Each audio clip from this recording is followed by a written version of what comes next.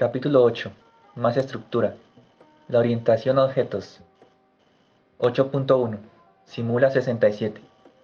Un lenguaje de la década de los 60 que deliberadamente no ha sido comentado en el capítulo 6 es Simula 67. Este lenguaje incorporó por primera vez las ideas de lo que hoy se conoce como la programación orientada a objetos, en adelante PO, por lo que se ha preferido relatar su historia en este capítulo. Sus creadores fueron los investigadores noruegos Christian Nygaard y Ole Johan Dahl, del Centro Noruego de Computación en Oslo, en adelante CNC, y su desarrollo se extendió desde 1962 hasta 1967. El objetivo inicial era definir un lenguaje de propósito específico para aplicaciones de simulación. Realizaron una primera versión en 1964 bajo el contrato con la empresa Univac, que se llamó Simula 1 y que no incluía apenas conceptos innovadores desde el punto de vista de programación con respecto al lenguaje más avanzado en esos años, Algol 60. De hecho, el compilador de Simula 1 se construyó modificando el compilador que para Algol 60 tenía Univac. El lenguaje tenía predefinidos conceptos útiles para la simulación basada en eventos discretos, tales como los de estación, cliente, cola de espera, tiempo transcurrido del fenómeno simulado, etc. Tuvo mucho éxito entre los usuarios norteamericanos porque mejoraba a otros lenguajes existentes en esa época, específicos para la simulación, como lo eran SimScript y GPSS. Entre los conceptos interesantes de Simula 1, visto como lenguaje de programación, hay que citar su gestión dinámica de memoria y el ser uno de los primeros en introducir la idea de procesos concurrentes y de proporcionar operaciones primitivas para su sincronización e interacción. En 1965, y ante el éxito obtenido por su primera versión, sus autores comenzaron a pensar en una segunda. Habían detectado una serie de insuficiencias en el lenguaje que se proponían corregir. Por otra parte, eran numerosos los usuarios que utilizaban el lenguaje para propósitos diferentes de la simulación, por lo que Nygaard y Dahl comenzaron a pensar en el nuevo Simula como un lenguaje de propósito general. Algunas de las insuficiencias mencionadas eran las siguientes. Primero, las entidades proceso y estación útiles en simulación eran entes dinámicos que se creaban y destruían a lo largo de una ejecución. El concepto de bloque derivado de Algol 60 era insuficiente para reflejar este dinamismo. Por otra parte, cada entidad tenía asociadas un conjunto de variables y un conjunto de operaciones que las manipulaban. De nuevo, el texto del programa no reflejaba claramente esta relación. Segundo, el código de muchas entidades era bastante semejante, pero el lenguaje no proporcionaba ningún mecanismo que permitiera reutilizar las partes comunes. Cada entidad había que ser declarada por separado, repitiendo en cada una de las declaraciones que fueran iguales a las de otra identidad. Christian Nygaard en 2005. El primer hallazgo de Nygaard y Dahl fue la distinción entre una clase de entidades, un texto suministrado por el programador, y los objetos que se derivan de ella, los ejemplares de la misma creados y destruidos dinámicamente a lo largo de una ejecución concreta. Por ejemplo, se puede declarar una clase vehículo con los atributos marca, modelo, número de matrícula, etc. y crear a partir de esta declaración numerosos ejemplares u objetos que representan entidades distintas dentro del programa. Una clase en Simula 67 consiste en una colección de procedimientos asociados a un conjunto de declaraciones de variable. Si A es un objeto de una clase C y X es una de las variables o atributos declarados en la clase C, A.X representa el atributo X del objeto A. Nygaard y Dahl tomaron prestada esta notación de la construcción Record propuesta por Tony Hoare para el lenguaje Algol 68. Cada vez que se crea un objeto de una clase, se asigna memoria para contener una colección, es decir, un registro de dichas variables. Esta idea, hoy familiar, exigía dos innovaciones con respecto a los lenguajes de esa época: escapar de la estructura de bloques de Algol 60. A diferencia de las reglas que rigen la estructura de bloques, un objeto ha de sobrevivir al procedimiento que lo crea. Varios objetos de una misma clase o de distintas clases han de poder coexistir en un mismo ámbito. Necesidad de un tipo de datos referencia a un objeto que permitiera que una misma variable designara objetos distintos en distintos momentos.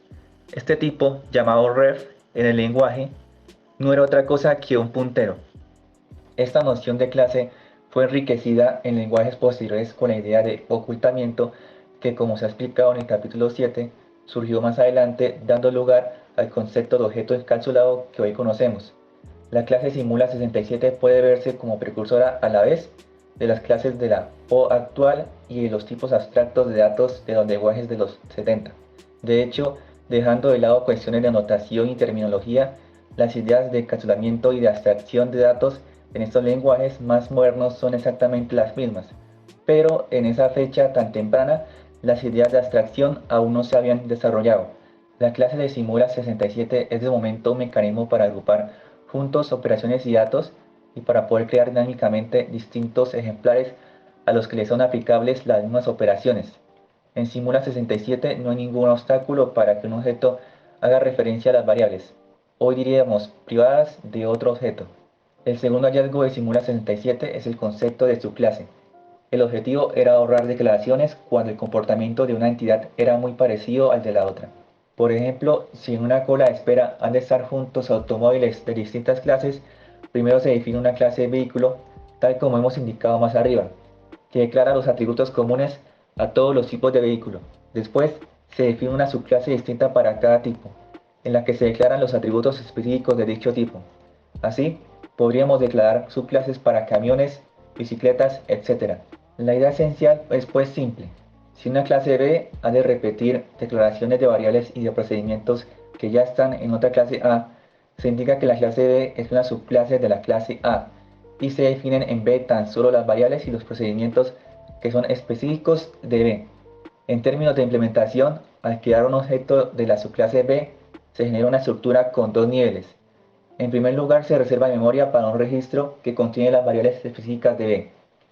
A continuación, se reserva memoria para otro registro que contiene las variables de la clase A.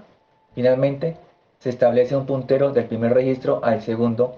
Cuando a dicho objeto se le aplica una operación general de la clase A, esta actúa sobre el segundo registro, ya que esta operación no reconoce la existencia del primero.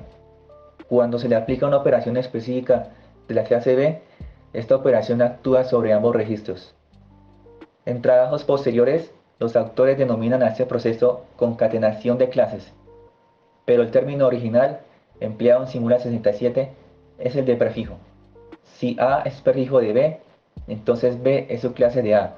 Este mecanismo se denomina actualmente herencia, y decimos que la clase B es heredera de la clase A. La herencia es una de las características distintivas de la PO frente a otros paradigmas de programación. Es obvio que el proceso se puede iterar y que se pueden construir secuencias C sub i hasta C sub n, en las que cada clase C sub i más 1, con índice perteneciente de 1 a n-1, tiene como prefijo a la clase C sub i. Más aún, una misma clase A puede actuar como prefijo de varias subclases B sub 1 hasta B sub m, que en este caso serían herederas de una misma clase madre. En una publicación posterior, Dahl y Hoare proporcionan un embrión de método de desarrollo descendente basado en esta idea de jerarquía de clases.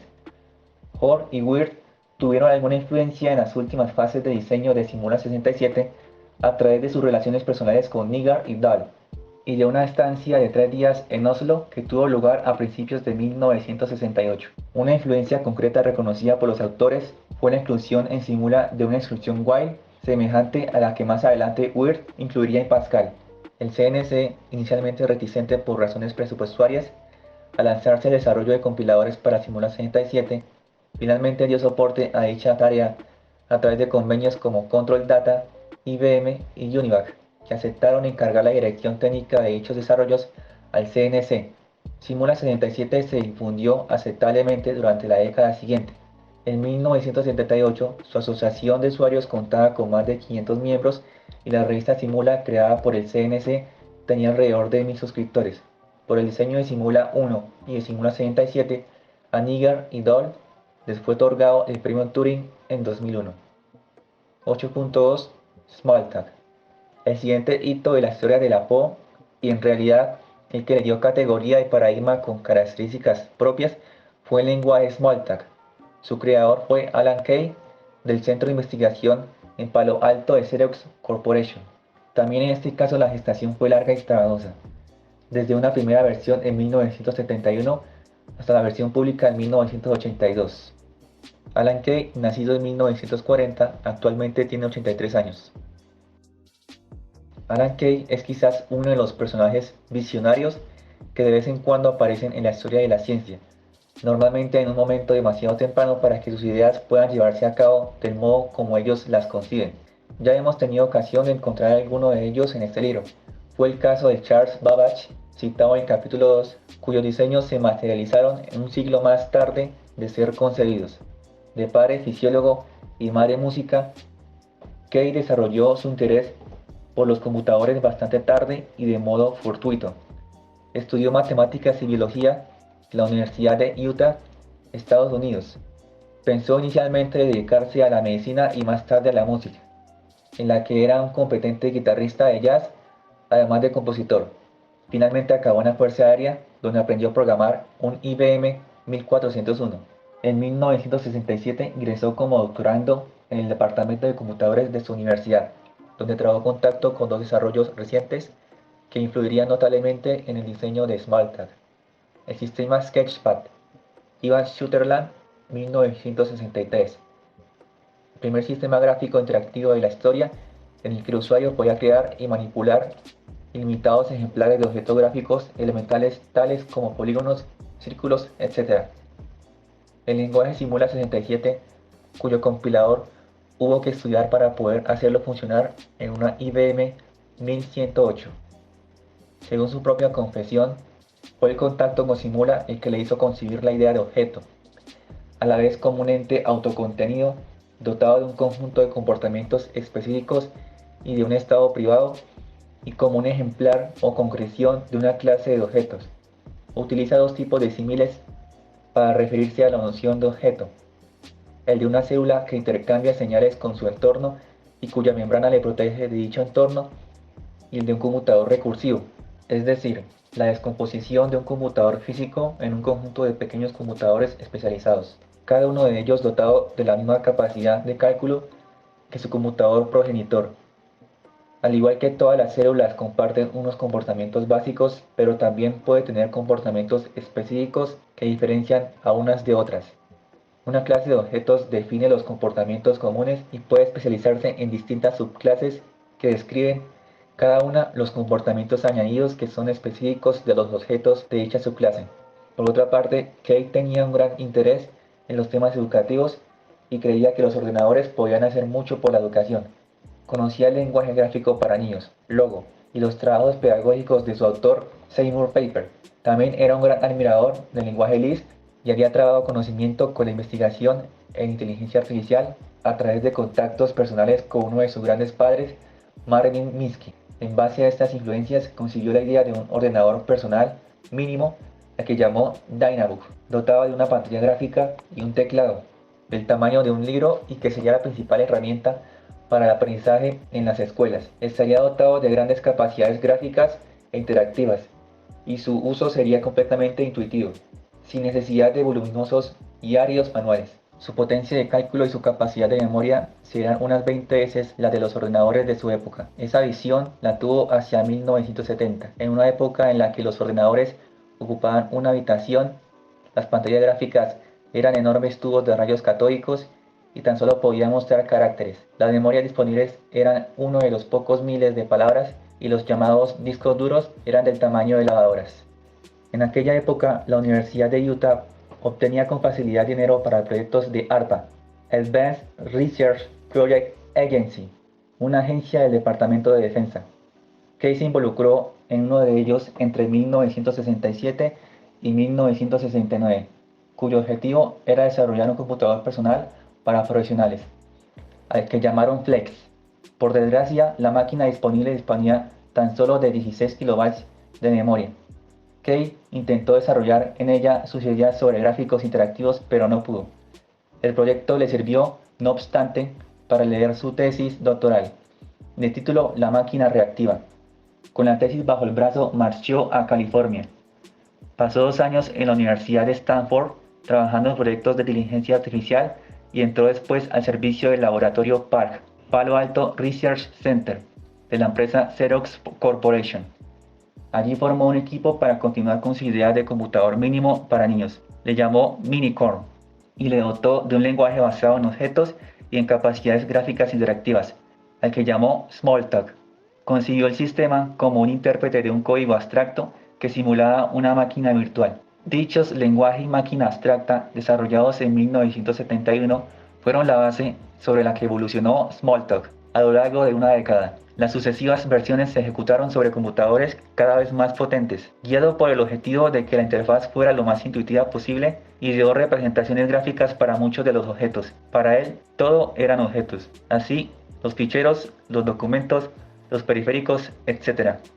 tenían una representación en la pantalla en forma de iconos gráficos sobre los que se podía situar el cursor. Las pantallas limitadas a caracteres eran insuficientes para su propósito. Dotó a sus computadores de pantallas gráficas basadas en píxeles. Un píxel, palabra aceptada en castellano y que proviene del inglés Picture Element, es un punto de la pantalla que puede ser controlado individualmente por el computador y ser iluminado con cualquier color. Iluminando cientos de píxeles, el computador consigue sintetizar gráficos o mostrar imágenes. Y en sus diseños más modernos, dedicó un procesador exclusivamente a la tarea de gobernar los gráficos de la pantalla. Concibió el tener varias ventanas solapadas abiertas simultáneamente, cada una de ellas mostrando un documento distinto. Además, cada ventana mostraba tan solo una parte de un mundo virtual más amplio, por el cual podía desplazarse. Las ideas de situar en primer plano una de ellas con tan solo señalarla con el cursor, de desplazarlas de un lado a otro, de cambiarles el tamaño y de minimizarlas, son también suyas o de su equipo. Crearon así un lenguaje muy intuitivo de convenciones gráficas para comunicarse con el ordenador. Las personas clave del equipo fueron Dan Ingalls y Adela Goldberg, los cuales desarrollaron las sucesivas versiones de Smalltalk y aportaron numerosas innovaciones. Así, Kay y su grupo no solo alumbraron un nuevo paradigma de programación, sino que fueron los padres de numerosos sistemas operativos basados en ventanas gráficas e iconos que hicieron furor a partir de 1985. Lamentablemente, sus superiores de Xerox no supieron ver la revolución que suponía este tipo de sistemas y no apoyaron sus trabajos adecuadamente. En 1978, el equipo de Kay había enriquecido notablemente el lenguaje y había construido un prototipo de estación de trabajo con 3 microprocesadores Intel 8086, los primeros con arquitectura de 16 bits y una interfaz de ventanas muy potentes. En una de sus numerosas demostraciones estuvieron presentes 2 ingenieros de Apple, entonces una empresa naciente, que quedaron entusiasmados con las ideas, muy en la línea de un computador personal que ellos estaban desarrollando.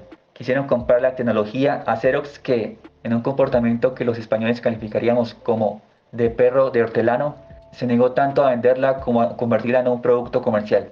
El resultado fue que algunos colaboradores de Kay y años más adelante el propio Kay pasaron a trabajar a Apple. Al poco, la empresa fue la primera en sacar al mercado un ordenador personal basado en ventanas, los famosos Macintosh, cuyas versiones sucesivas compitieron y aún compiten con el sistema de Windows de Microsoft. Este último, a pesar de no ser el primero, sí resultó ser el más vendido gracias a la asociación de su sistema con los microprocesadores de IBM. Smalltalk, como lenguaje de programación, es muy coherente con la visión de que todos son objetos. El lenguaje se construye a partir de 5 conceptos. Clase: describe los comportamientos comunes a un conjunto de objetos. Ejemplar: cada uno de los objetos de una clase. Objeto: espacio privado de memoria que acepta un conjunto de mensajes. Mensaje: cada una de las operaciones aplicables a un objeto.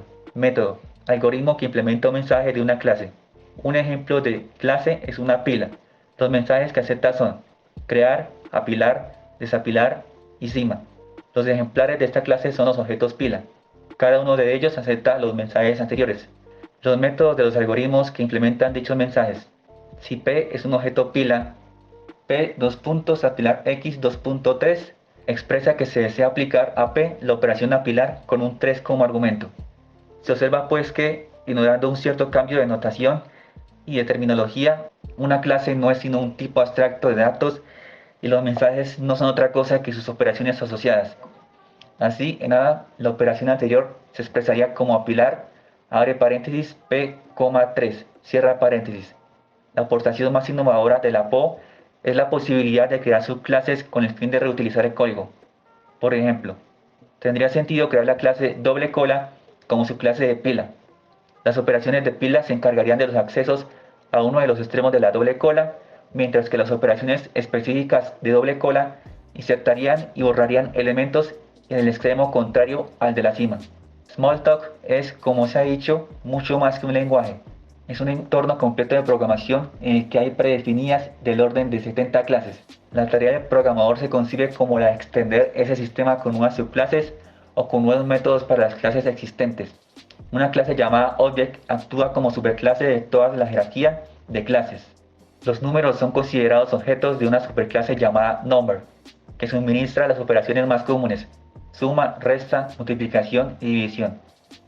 Cada uno de los tipos numéricos, enteros de diversos tamaños, números fraccionarios y números en coma flotante, son considerados subclases de Number y añaden operaciones específicas. También existe una superclase Collection con operaciones de inserción, borrado y pertenencia, que se especializa en numerosas subclases, las cuales corresponden a las estructuras de datos habituales, secuencias, vectores, conjuntos, etc. Todo el sistema resulta así un ejemplo de una concepción muy original y elegante de lo que es la tarea de programación. En Smalltalk, la comprobación de tipos se realiza en tiempo de ejecución, lo que representa un paso atrás con respecto a la línea inaugurada por IGOL 60, y existe un recolector automático de basura, lo que representa una mayor abstracción en la gestión de memoria comparado con lenguajes coetáneos como ADA o Modula 2. Otros conceptos de la PO, tales como el de clase abstracta, la redefinición de métodos de la superclase en la subclase, la posibilidad de automensajes, la llamada vinculación dinámica y otros más que no vamos a describir aquí, fueron también introducidos por Smalltalk.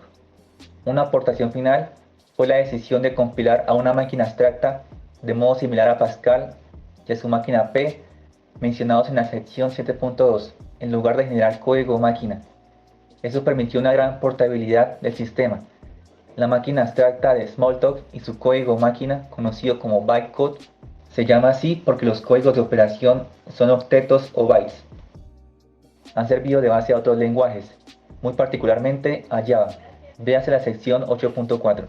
A partir de Smalltalk y de su filosofía asociada, todos son objetos, creación dinámica de objetos, librería predefinida de clases, entorno gráfico interactivo. Se produce un interés muy grande por el paradigma y la PO se difunde ampliamente en entornos industriales. Se considera que la orientación a objetos consiste no solo en unas facilidades de ciertos lenguajes de programación, sino también en un modo de enfocar el diseño de grandes programas. Muchos libros sobre ingeniería de software de los 80 y los 90 asumen el paradigma y hablan de construcción, diseño y modelización, orientados a objetos. Por sus trabajos pioneros en este campo y por sus contribuciones al nacimiento de los ordenadores personales, Alan Kay recibió el premio Turing en 2003. Desde el punto de vista práctico, la PO aporta una forma de programar que pone el acento en la modularidad y en la reutilización del software. A nivel más teórico, la relación clase-subclase puede verse como una generalización del concepto de subtipo en programación. Un subtipo es una especialización de un tipo que hereda todas las operaciones del tipo padre o supertipo y que puede añadir algunas otras. Un valor de un subtipo es admisible en cualquier parte del texto donde se espere un valor de su supertipo. Esta característica según la cual una misma operación admite valores de diferentes tipos relacionados jerárquicamente se llama polimorfismo de subtipos y no ha de ser confundida con otro tipo de polimorfismo llamado polimorfismo paramétrico, propio de los lenguajes funcionales. Véase el capítulo 11. La PO ha despertado un renovado interés por los sistemas de tipos en los lenguajes de programación.